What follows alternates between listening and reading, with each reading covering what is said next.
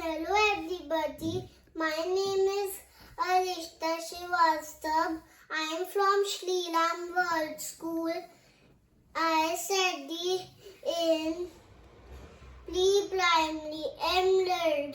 The title of my poem is Nature. From this earth to the sun and beyond, everything is the part of the nature. Nature is our mother, just like a mother.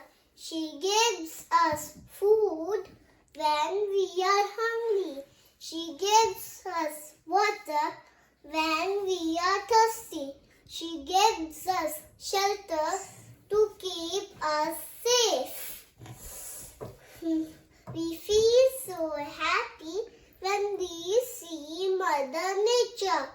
For all she does, she wants nothing back. Just like a mother, we all must protect